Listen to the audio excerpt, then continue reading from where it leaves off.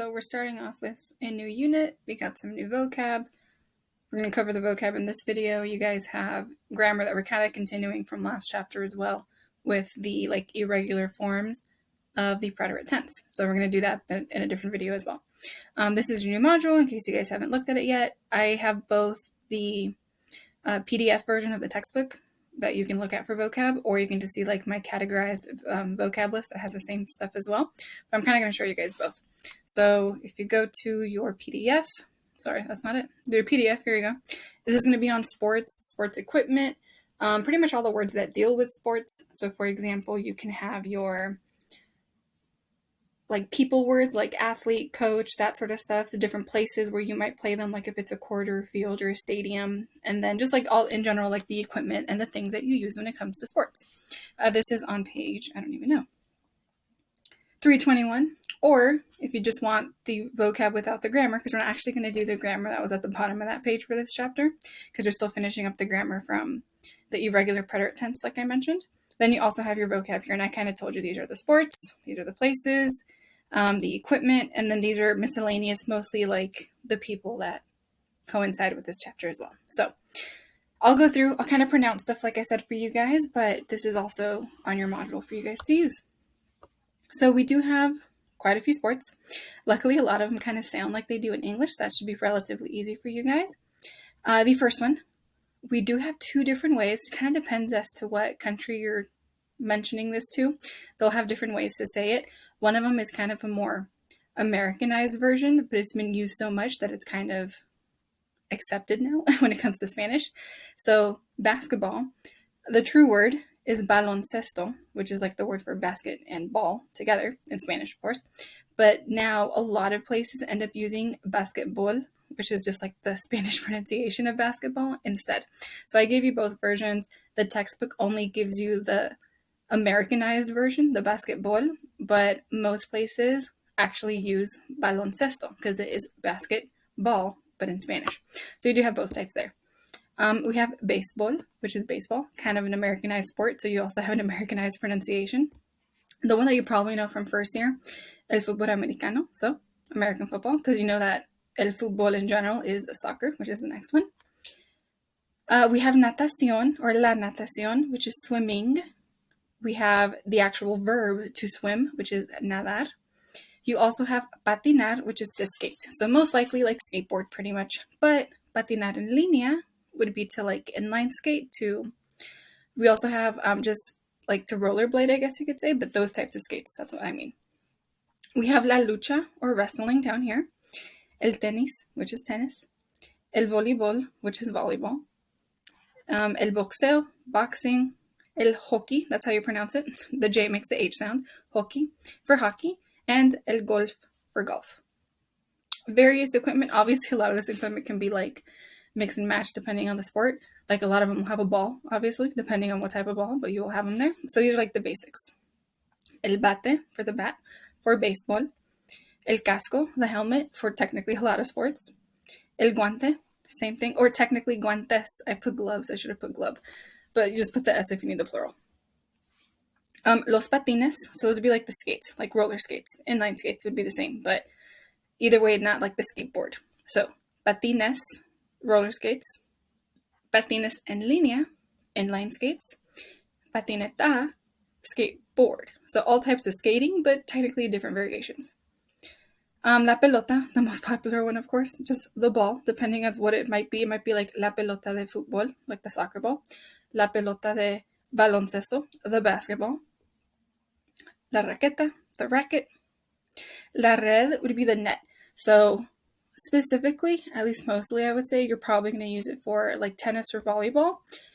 Different when it comes to the basketball basket, because that's a bit different. There's technically a net involved, but it's something else. So just for you to know, that's cesta. At the end of the baloncesto that I mentioned, it's the word for basket instead. This is a wrestling singlet, so el traje de lucha. So this is kind of the equipment that you use depending on where you're going to be participating in. Las espinilleras, the shin guards. Zapatos de fútbol. So you kind of just say zapatos de whatever you might need for the sport that you're talking about. So for example, for cleats, the type of sport you need, los zapatos de, whatever the sport you're using it for. Las sombreras, like the shoulder pads. Rodilleras, the knee pads. Then we have the places or like where you probably go to practice or play these sports. El equipo, we have just like the word for the team, so like where the team might go to play. However, it also means the equipment.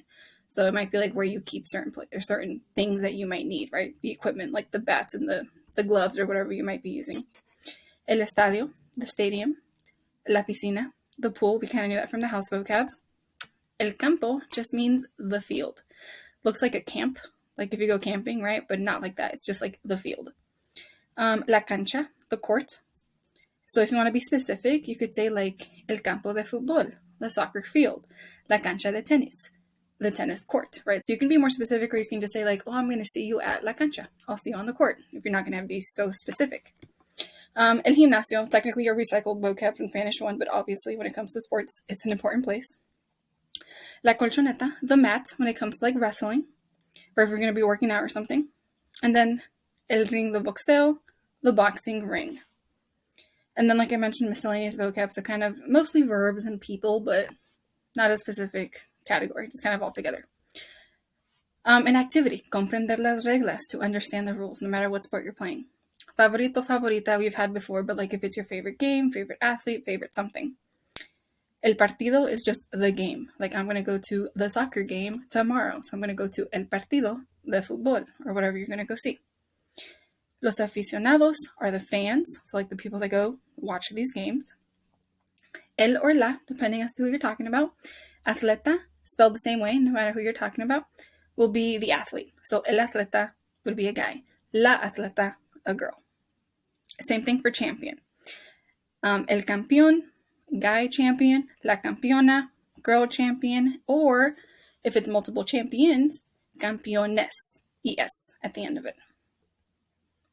The ganador or ganadora for winner. Lots of people who are winning, ganadores, es. Same thing if you're losing, perdedor for a guy, perdedora for a girl, perdedores for multiple people who lost. Here's just the word for player. Jugador kind of looks like the word to play, so hopefully that helps you. So jugador, just a guy player. La jugadora, a girl player. The players, jugadores, right? Es always at the end, no matter what you're talking about. Guys or girls, multiples would be an es. The coach, el entrenador. Whoops, let me not put that there. So for a guy, la entrenadora. Hold on, tongue twister. Entrenadora for a girl, or if it's a lot of coaches, or if you have like two on a team, entrenadores, es at the end. Divertido, for fun. That's kind of like a recycled Spanish one verb. Perder, new verb, but if you notice, there's an IE on it because if you're talking about it in the present tense, it would be a stem changer, a boot verb specific stem changer, but we're still doing irregular preterite tense changes, so we're going to come across these verbs again, and I'll tell you how to change these as well, if they're like a special verb or not. But just for you to know, in like the basic form in the preterite tense, it would be a boot verb. That's why there's an IE next to it. Ganar, to win. No boot verb, nothing special about that one. And peligroso, dangerous. So again, mostly vocab for sports / the equipment, but then also the words that kind of associate with it, right? So like the people associated with it, the places associated with it, the adjectives associated with it, like if something is dangerous or fun, or if someone won or lost something, all in this list as well. So we will kind of be going through this vocab for the first week. You kind of see your work on there anyways, but next time if you watch more videos, we'll be going back and kind of still reviewing the irregular preterite tenses. So I'm going to go back and do that for you guys right now. Hopefully this is relatively easy. If not, when we go over it in class, hopefully you can ask questions and clear some stuff up. Okay, see you guys.